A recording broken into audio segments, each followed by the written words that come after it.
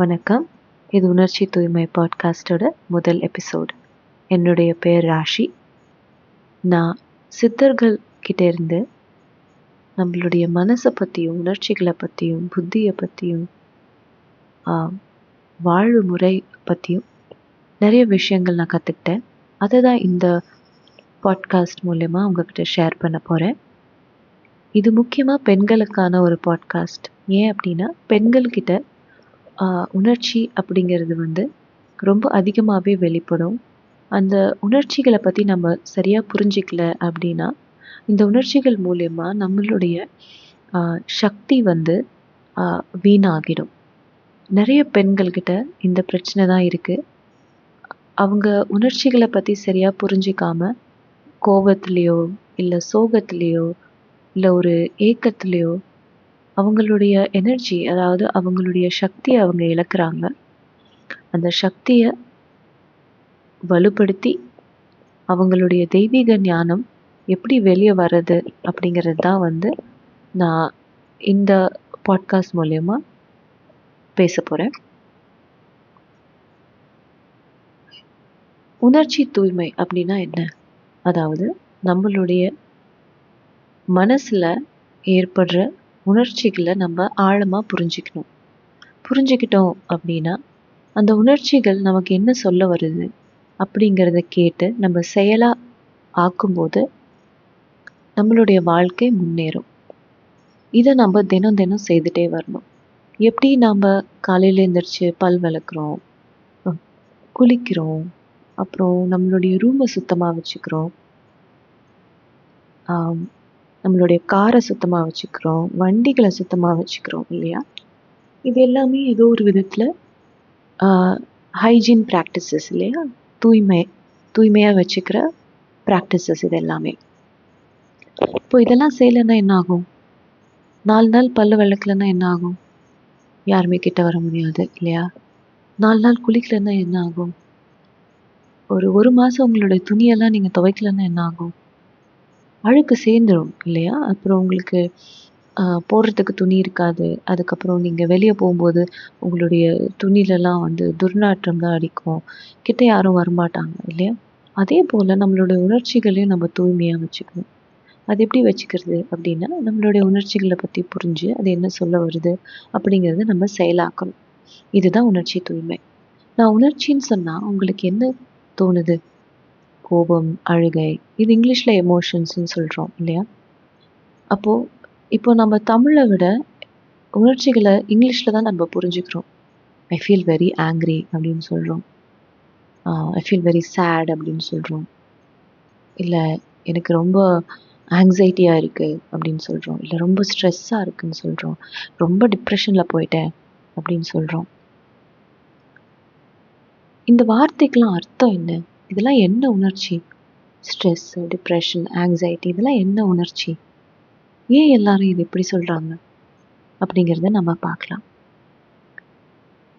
நம்மளுடைய தமிழில் உணர்ச்சி அப்படிங்கிறதோட அர்த்தம் என்ன அப்படின்னு பார்த்தீங்கன்னா மிகுதியான உணர்வுகள் அப்படிங்கிறது தான் அர்த்தம். அதாவது சாதாரணமாக நம்ம உணர்றத உணர்வுகள்னு சொல்கிறோம். இப்போ நம்மளுடைய இதயம் துடிச்சிட்டே இருக்குது, காலையிலேருந்து நைட்டு வரைக்கும் எப்பவும் துடிச்சிட்டே இருக்குது. அப்போ நம்ம கை வச்சு பார்க்கும்போது இந்த இதய துடிப்பு டப்பு டப்புன்னு கேட்குது இல்லையா? ஆனால் இதே இதயம் ரொம்ப அதிகமாக துடிக்க ஆரம்பிச்சுது அப்படின்னா அதுதான் உணர்ச்சி. அதிகமாக துடிக்கும்போது நம்ம இருக்கிற சூழ்நிலையை பொறுத்து நம்ம பல விஷயம் சொல்கிறோம். ரொம்ப அதிகமாக இப்போது உதாரணத்துக்கு சொல்லப்போனால் யாரோட ஃபோனோ வருது, அந்த ஃபோனை பார்க்கும்போது உங்களுக்கு இதயம் ஜாஸ்தியாக துடிக்க ஆரம்பிச்சுது அப்படின்னா அது நம்ம பயம் அப்படின்னு சொல்கிறோம் இல்லையா?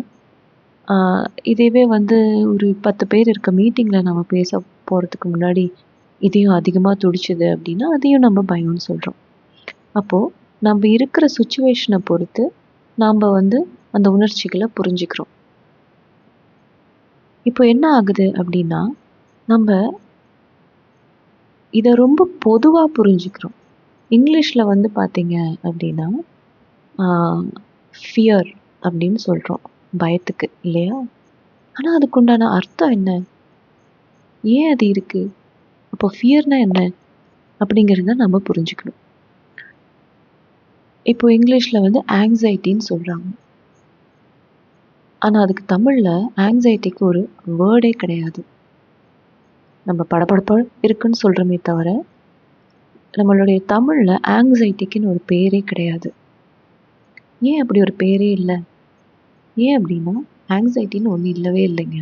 அதுதான் உண்மை. இப்போ ஏதோ ஒரு சூழ்நிலையில் உங்களுக்கு வந்து படபடப்பாக இருக்குது, ஒரு பயம் வருது அப்படின்னா ஏன் இந்த பயம் வருது அப்படிங்கிறத நம்ம பார்க்கணுமே தவிர அந்த பயத்தையே நம்ம தப்பாக பார்க்கக்கூடாது. பயம் ஒரு தப்பான உணர்வே கிடையாது. அது ஒரு சரியான உணர்வு. நம்மளுடைய உணர்வுகள் எங்கிருந்து வருது? கண், காது, மூக்கு, வாய், நம்மளுடைய தோல்.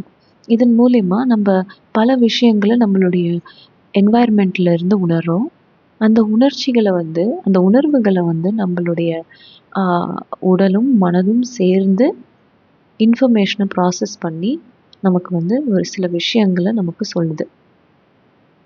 அப்போ ஒரு மீட்டிங்கில் படபடன்னு இருக்கும்போது நம்ம இது ஒரு பயம் அப்படின்னு நம்ம உணர்றோம். அந்த பயத்தை போக்குறதுக்கு உண்டான வேலைகளை மட்டும்தான் நம்ம செய்யணுமே தவிர அந்த பயத்தையே நம்ம ஒரு பிரச்சனையாக ஆக்கக்கூடாது. அந்த பயத்தையே ஒரு பிரச்சனையாக ஆக்க போய் தான் ஆங்ஸைட்டி, டிப்ரெஷன் அப்படின்னு பல நோய்களுக்கு இப்போ நம்ம அடிமையாயிட்டு இருக்கோம். எமோஷன்ஸை விளக்கிட்டு நம்ம உணர்வுகளை பார்த்தோம் அப்படின்னா நமக்கு புரிய வரும் நம்மளுடைய உடம்பு எதையோ ஒன்று தெளிவாக சொல்ல வருது அப்படின்ட்டு. இப்போ மீட்டிங்கில் பல பேர் முன்னாடி நீங்கள் நின்று பேச போகிறதுக்கு முன்னாடி படபடப்பு வரும்போது நீங்கள் உங்களுடைய மனசை நீங்கள் கேட்டிங்கன்னா உங்களுக்கு தெளிவாக பதில் சொல்லும். நீங்கள் ஏதோ சில விஷயங்களை மறந்துருப்பீங்க அப்படின்னு, இல்லாட்டி ஏதோ சில விஷயங்களை நீங்கள் கவனிக்காமல் இருக்கீங்க அப்படின்னு. உதாரணத்துக்கு சொல்லப்போனால் உங்களுக்குள்ள ஒரு தயக்கம் இருக்கும். அதாவது ஓ இப்போ நான் ஏதாவது தப்பாக சொல்லிட்டா என்னை தப்பாக நினச்சிடுவாங்களோ, இல்லை நான் சொல்கிறத வந்து ரிஜெக்ட் பண்ணிடுவாங்களோ அப்படின்னு உங்களுக்குள்ள சில தயக்கங்கள், சில கேள்விகள் இருக்கும். அந்த கேள்விகள் எல்லாமே சரியான கேள்விகள். அதுக்குண்டான பதிலை தான் நீங்கள் தேடணுமே தவிர எனக்கு வந்து ஸ்டேஜ் ஃபியர் இருக்குது, எனக்கு ஆங்ஸைட்டி இருக்குது, எனக்கு ஸ்ட்ரெஸ் இருக்குது அப்படின்னு சொல்கிறத நம்ம இப்போ நிறுத்தணும். இப்படி நமக்கே நாம் ஒரு பேர் வச்சுக்கிட்டோம் அப்படின்னா எப்படி அதை தீர்க்கிறது? அதுக்குண்டான தீர்வு என்ன? நம்மளுடைய இந்த பிரச்சனைகளை வச்சு பல பேர் சம்பாதிக்கிறாங்க. இதுக்கு இப்போது சின்ன வயசில் 20 வயசுக்குள்ளே இருக்க குழந்தைங்கள், 20 வயசுக்கு மேலே இருக்க பெண்கள், இவங்க எல்லாருமே இப்போ நிறைய ஸ்ட்ரெஸ்ஸுக்கும் டிப்ரெஷனுக்கும் மாத்திரை சாப்பிட்டுட்ருக்காங்க. ஏன் அப்படின்னா நம்மளுடைய உணர்ச்சிகளை நம்ம சரியாக புரிஞ்சிக்காதது தான் காரணம். இந்த பாரோட் வேர்ட்ஸ்ன்னு நான் சொல்ல போகிறேன் இந்த எமோஷன்ஸை. இது எல்லாமே பாரோட் வேர்ட்ஸ். ஸ்ட்ரெஸ், அதாவது நம்ம இங்கிலீஷ் கிட்டேருந்து கடன் வாங்கி யூஸ் பண்ணிகிட்ருக்கோம் நம்ம இந்த வார்த்தைகளை. எனக்கு இன்றைக்கி ஸ்ட்ரெஸ் இருக்குப்பா, ரொம்ப ஸ்ட்ரெஸ்ஸாக இருக்குது, ரொம்ப ஆங்ஸைட்டி ஆகிடுச்சு அப்படின்ட்டு. ஏன் அது படப்படன்னு இருக்குன்னு சொன்னால் என்ன? படப்படப்பட இருக்குன்னு சொன்னால் தான் நமக்கு தெரியும்ல. அப்போது அடுத்து கேட்கலாம், ஏன் ஏன் அப்படி உனக்கு இருக்குது அப்படின்னு கேட்டால் அப்போ அதுக்குண்டான பதிலை நம்ம தேட ஆரம்பிப்போம். இல்லை நான் சரியாக ப்ரிப்பேர் பண்ணல, இல்லை நான் சரியாக படிக்கலை அப்படின்ட்டு. அதனால தான் நம்மளுடைய உணர்வுகள், அதாவது சென்சேஷன்ஸ், அதை நோக்கி நம்மளுடைய ஃபோக்கஸ் இருக்கணுமே தவிர எமோஷன்ஸை நோக்கி இருக்கக்கூடாது. பல எமோஷன்ஸை பற்றி, பல உணர்ச்சிகளை பற்றி நம்ம இனி வரக்கூடிய எபிசோட்ஸில் பேச போகிறேன். என்னை ஃபாலோ பண்ணிக்கோங்க. எபிசோட்ஸ் வரும்போது கேளுங்க. உங்களுக்கு ஏதாவது கேள்வி இருந்தது அப்படின்னா என்னுடைய இன்ஸ்டாகிராம் பேஜ் இருக்குது, உணர்ச்சி தூய்மை அப்படின்னு. அதில் வந்து உங்களுடைய கேள்வியை நீங்கள் கேளுங்க. நன்றி, வணக்கம்.